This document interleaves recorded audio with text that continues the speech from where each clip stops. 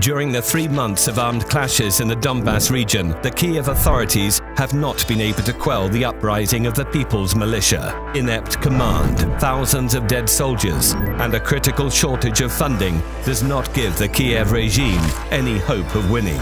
Kiev's appeals to NATO for military assistance were ignored. So far, the conflict in the east of Ukraine looks local, and the attempt to provoke Russia into a war with Ukraine did not work. The next attempt from Kiev was the shooting down by the Ukrainian military of a civilian aircraft. The responsibility for this terrible tragedy, even without having started an investigation, was put upon Russia, which supports the People's Militia. Such a crime was necessary for the Kiev regime to make this conflict international and to show the whole world that the People's Militia are the international terrorists. The exposure of this fabrication by the SBU fake militias negotiation, as well as the hard facts provided by the Russian General Staff, proved the involvement of the Ukrainian army in the plane crash. This provocative murder was carried out under the orders of Kiev and the American Special Services in order to draw NATO into a war with Russia. Why do Americans need this war? For improving their economic position, just as they did in the First and the Second World Wars. The accusation of Russian aggression allows countries to impose sanctions on it, freeze assets of the Russian structures, causing the write-off of hundreds of billions of dollars, and ease the heavy debt burden of the United States. Broken economic relations with Russia are going to aggravate the condition of the European economy and weaken its position in competition with America.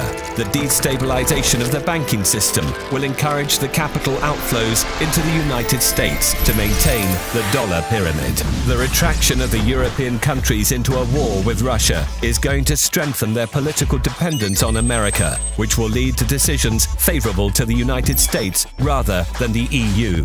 Thanks to this war, the American military-industrial complex will get many orders. The US economy will flourish.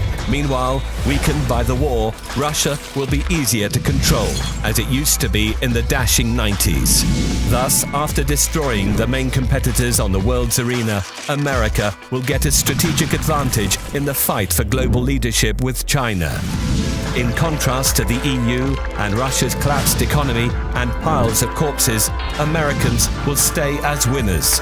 The war on foreign grounds is what has saved the economy of the United States more than once.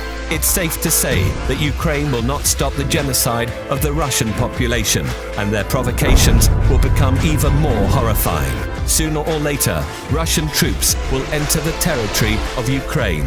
But to avoid millions of Russian, Ukrainian, and European victims, the EU leaders must turn away from their overseas owners and admit that Russia does not only protect its national interests, but seeks to prevent the outbreak of World War III. Otherwise, the survivors of World War III are going to witness the new American economic miracle.